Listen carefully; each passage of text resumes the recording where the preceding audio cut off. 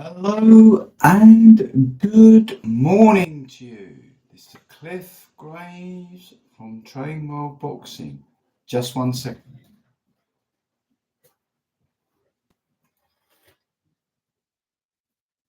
Just closing the curtains. I always forget that. Having a senior moment. Um, don't like blocking the sun out, but I want the best clarity of picture possible. These videos that we produce are unedited. They are unscripted. They are just me when I feel passion to come out and portray and communicate with you people. I'm not saying I'm right. I'm not saying I'm wrong. It's just my opinions that I hope can encourage you and maybe give you some ideas. So, this thing about body fat,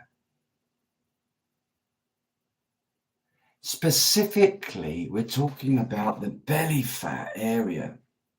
First off, right, you cannot spot reduce. You cannot spot reduce. Yesterday, in yesterday's video, I was talking about body mass index and how I don't really agree with that.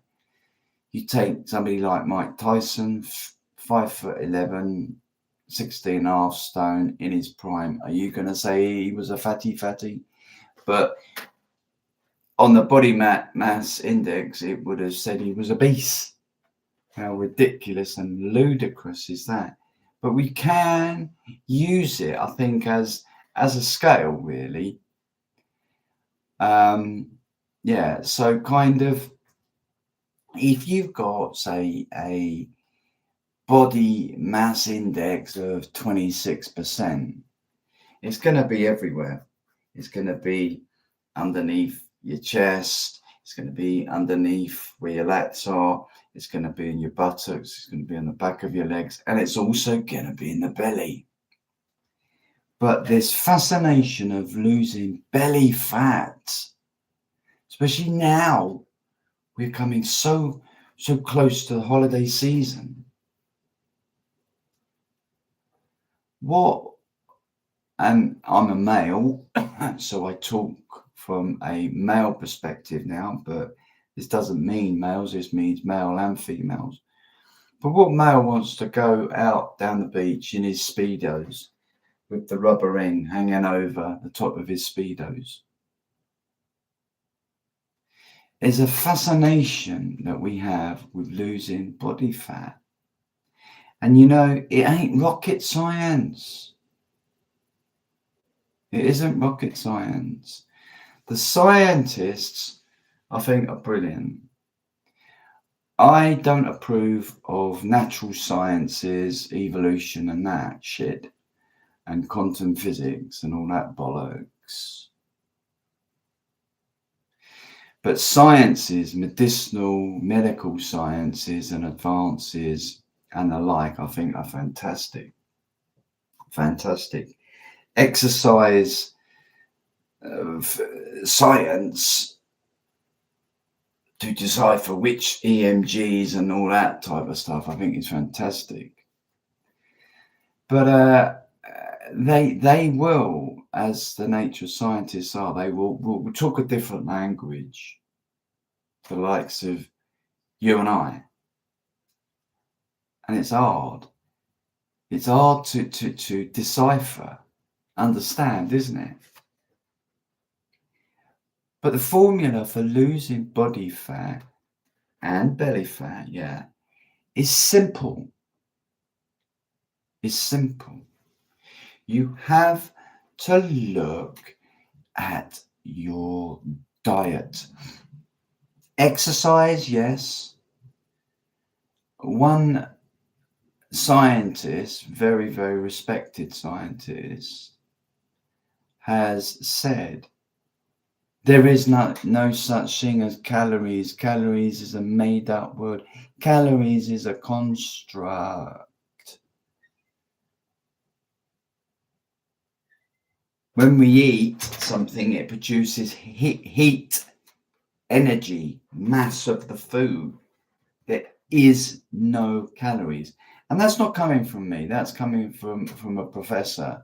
So I think we need to be humble, the likes of you and me, and listen to what people like that have to say, to be really honest. There's not a lot there's a lot I agree with. There's certain things I don't agree with his philosophy, but there we are. That's the spice of life, isn't it? So you have to look at what you're eating. And then you have to look at the energy systems that you're utilizing and marry the two up. If you are packing in loads and loads and loads and loads of carbohydrates, what the carbohydrates do when they're ingested into the body, they break down to glucose. So you swallow it down, it goes through into the stomach, it's digested in the stomach, and then it goes into the intestines, and there it breaks right down into liquid format, isn't it? And it's assimilated through the gut, intestines wall out into the bloodstream, and then it goes off and, it goes into our cells via insulin, carrying it all around, the hormone insulin around the bloodstream, unlocking, as it were, insulin, unlocking the doors of the cells. So in goes the glucose, now glucose, and it goes in, and then it fires up and fuels up the mitochondria of the cells, right? But what happens specifically with carbohydrates is when you have too much. When you have too much. Now, what is too much carbohydrates? I've never studied biology or nutrition or anything like that. I'm 61 next month, so I kind of, from a streetwise perspective, gleaned and learned stuff, but I'm no academic.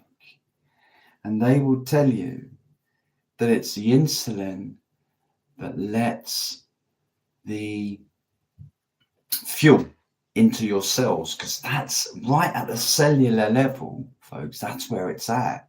You get red blood cells, white blood cells, don't you? When there's too much glucose, sugar, when your blood sugar levels become too high,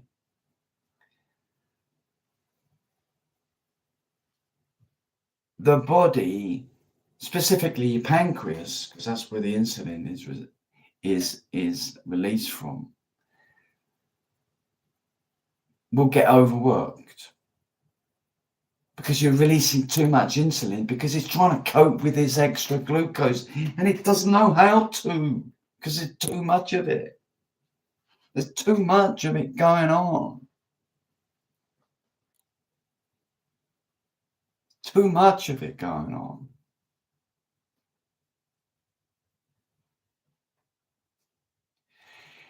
And your cells will start to gunk up.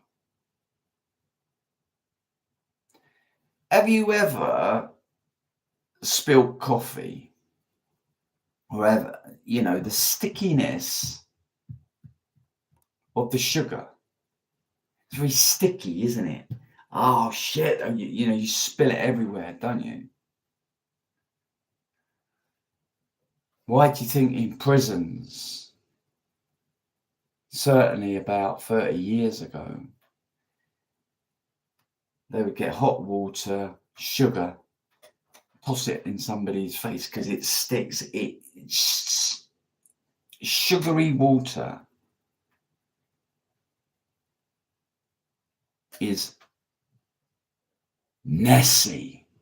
And this is what is happening to your blood glucose levels, to your blood. Your blood is becoming engorged with excessive sugar, glucose in it. No matter how amount of insulin, knocking on the door. The doors ain't opening of the cells, metaphorically speaking. So the insulin can't get in. So the energy cannot get in because the fucking cells are gunked up. They're stuck. Now, biologically, the scientists would give us the biological process, but doors don't open of a cell, obviously. They haven't got doors on them, have they? But it's a good way to get it in your nut to understand. The doors of the cells are locked because they're stuck. And no amount of WD-40 is going to get them open again without some format of getting the stickiness off. Now, how does that happen? By eating less carbohydrates, which cause the excessive blood glucose. Now, I mentioned yesterday, in fact, I apologise, I do believe that the gentleman's name is pronounced Frettee, Freette. He's a surgeon, doctor from Tasmania, or I think he has now retired. A diabetic surgeon that cuts limbs off when there's no other alternative. To cut the end of the toes off to try and save the foot, for example. You know what I mean? It's a last resort. There's no other alternative. Now, if he don't know, and he's cutting off bits of toes and shit, well, the people of Tasmania have been on a slippery wicket with this geezer at large. He knows his onions. He says, out of his own words, and I quote, not 1 gram of sugar should be ingested into a human body. So what is 1 gram of sugar? Table sugar. What is 1 gram? 1 teaspoon. 1 teaspoon. Now, we've already discussed, okay, I'm going out for my workout very soon, so I've got to try and get this done. We have already discussed that carbohydrates, whether it's a bake, jacket, spud, whether it's cassava, whether it's sweet potato, whether it's a pint of cider, whether it's table sugar, all breaks down in your gut, ingested in your gut as blood glucose, as glucose. Your innards do not know whether you're ingesting 3 pints, a dozen pints of cider, or a big roast dinner. It breaks down to the same thing. The roast dinner will have more vitamins and minerals and fiber.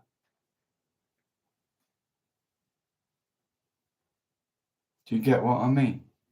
So you want to lose weight, you want to lose body fat. You have got to switch from being a carb eater to becoming a fat burner, utilizing the process of fat oxidation as opposed to burning carbohydrates for your primary fuel.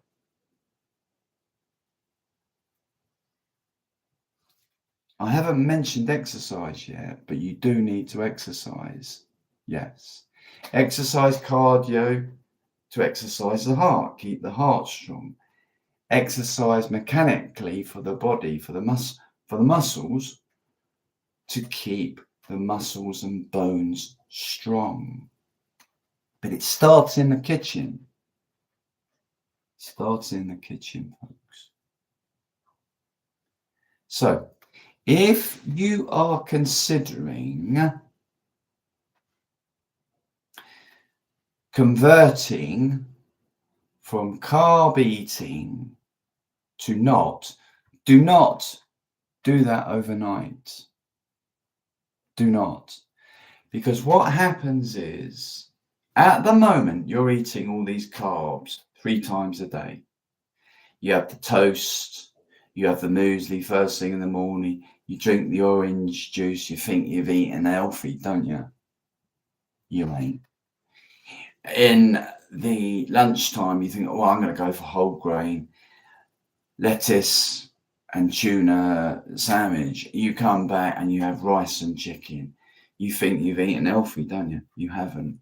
You cannot switch off and say, right, bugger it, I'm going ketogenic, or even a much stricter format of ketogenic eating, carnivore. You cannot, because it will really make you ill, extremely unwell. If you go, within 24 hours, that's it. I'm switching over. You can't do it. We could do it, so fuck it, I'm going to do it, but woe betide you.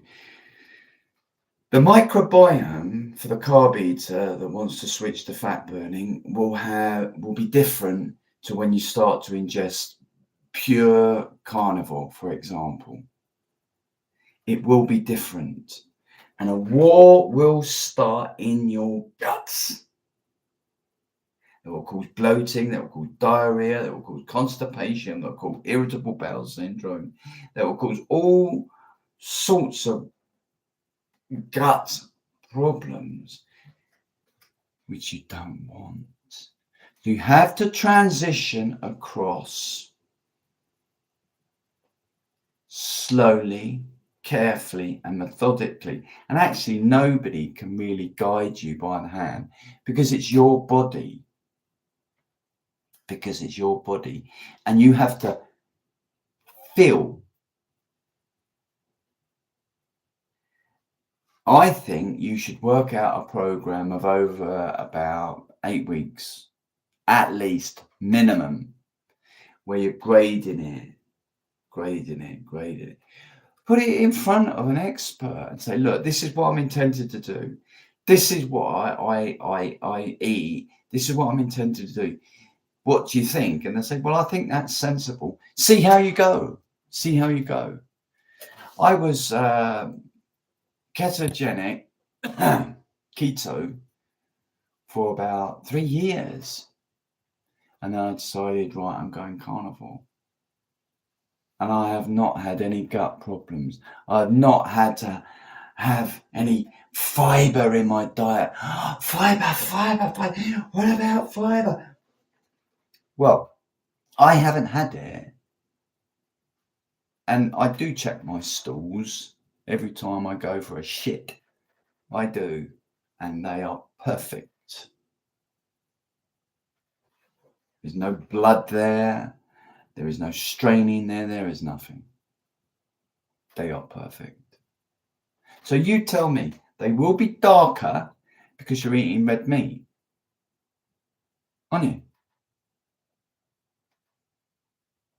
Just the final word in closing, because I've got to get going.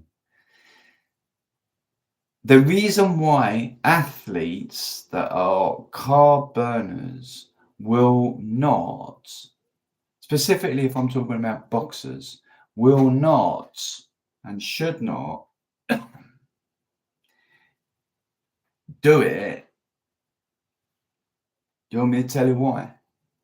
You take somebody like, say, Tyson Fury, when he was fighting on the circuit, how many times would he fight?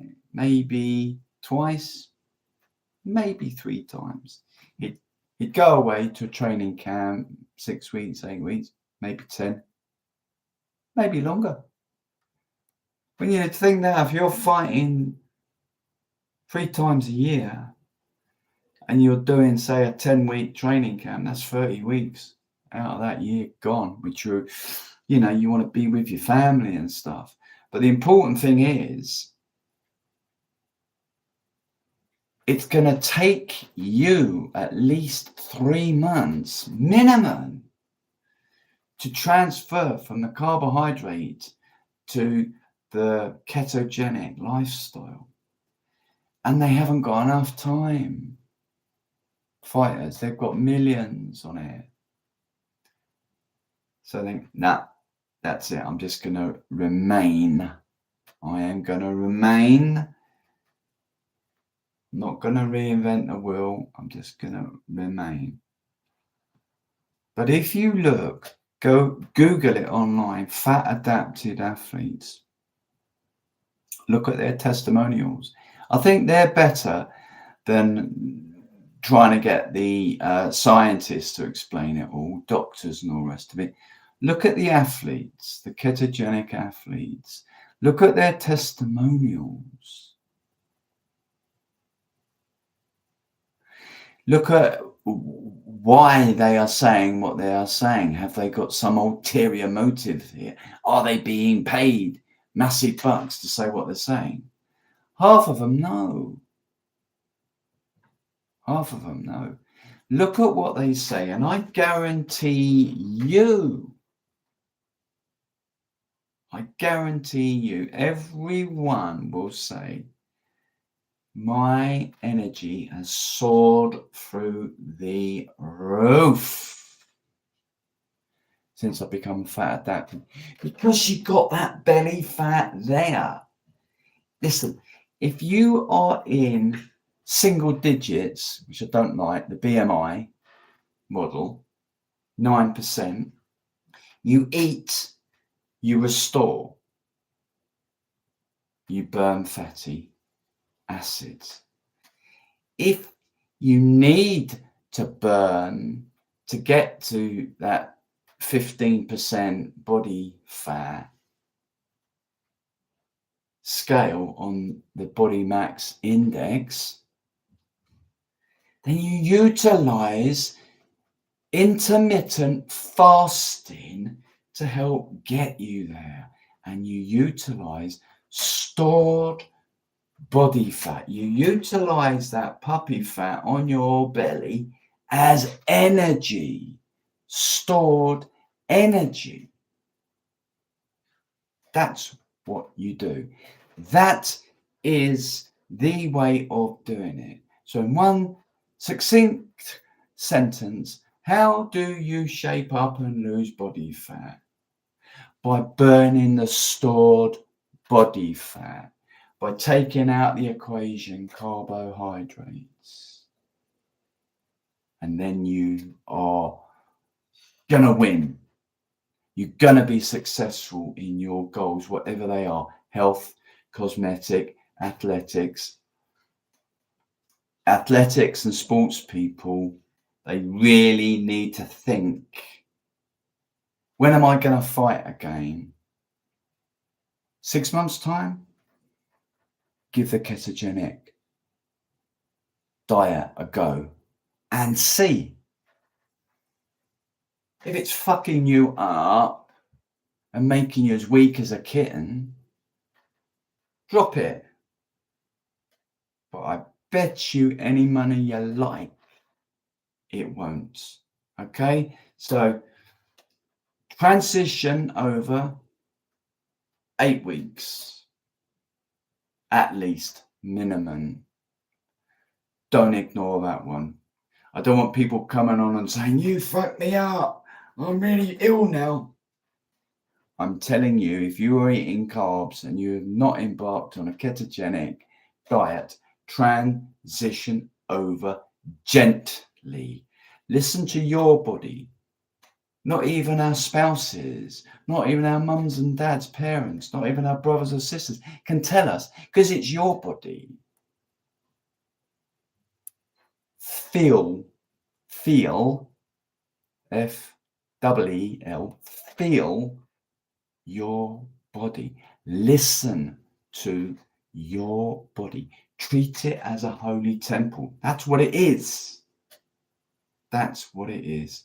Would you put in your Rolls Royce or your Formula One shit fuel, or would you put in the best? Think about it. Okay, thanks for listening. This is Cliff Graves from Train World Boxing. Let me know how you get on. Ciao.